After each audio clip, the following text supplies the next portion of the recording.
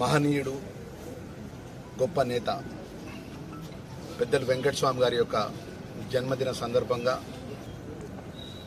ధర్మపురి మండల కాంగ్రెస్ పార్టీ ఆధ్వర్యంలో వారి జన్మదినాన్ని పురస్కరించుకొని ఘనంగా ఆ మహనీయుడికి నివాళులు అర్పించుకుంటూ వారు చేసిన సేవలు మరవలేనివి ఈ రాష్ట్రంలో, ఈ దేశంలో.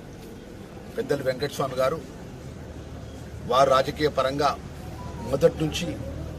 పేద ప్రజానికానికి, అంటడుగు వర్గానికి, బలహీన వర్గాలకు, దళిత వర్గాలకు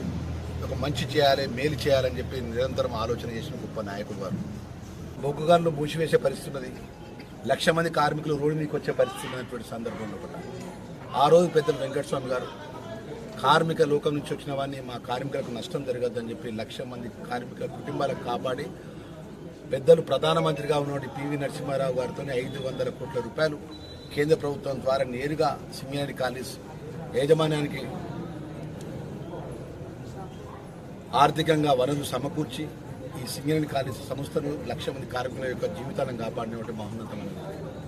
అదే నేను తెలంగాణ రాష్ట్రం ఏర్పడ్డ తర్వాతనే నా ప్రాణాలు ఈ భూమి మీకు వెళ్ళిపోతాయని చెప్పి మాట్లాడినటువంటి మహనీయుడు పెద్దలు వెంకటస్వామి గారు అన్న విషయాన్ని మరొకసారి గుర్తు తెచ్చుకుంటూ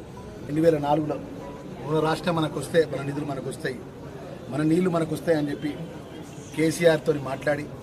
మరి ఆ రోజు తెలంగాణ రాష్ట్ర విషయంలో కీలకంగా అఖిల భారత కాంగ్రెస్ పార్టీ మెప్పించే విషయంలో కానీ,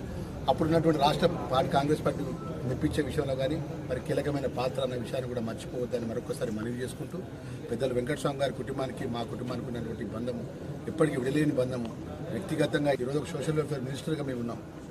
మరి ఈరోజు ఇంత పెద్ద స్థాయిలో రావడం జరిగిందంటే ఆ రోజు ఆయన విత్తనం ఇచ్చి ఒక జెడ్పీటీ సభ్యునిగా నాకు టికెట్ ఇచ్చి బీఫామ్ ఇచ్చిన సందర్భంలో పట్ల ఆర్థికంగా నాకు పైసలు ఇచ్చి నువ్వు టికెట్ ఎలక్షన్ కొట్లాడని చెప్పి నన్ను వెన్ను తట్టినటువంటి సందర్భంలో పట్ల వారు విత్తనం పెడితే నాకు నీళ్లు పోసి ఈ స్థాయికి తీసుకొచ్చింది పెద్దలు శ్రీధర్ బాబు గారు, జీవన్ రెడ్డి గారని మరొకసారి గుర్తుకు తెచ్చుకుంటూ మరొక పెద్దలు వెంకటస్వామి గారిని మరొకసారి స్మరించుకుంటూ మనకు ఉన్నటువంటి కాంగ్రెస్ పార్టీ కార్యకర్తలు, యావత్ తెలంగాణ రాష్ట్ర ప్రజలు కూడా వారి సేవలు మరవలేని జరిగిన మరొకసారి గుర్తుకు చేసుకుంటూ మనస్ఫూర్తిగా వారికి నమస్కారం తెలియజేస్తూ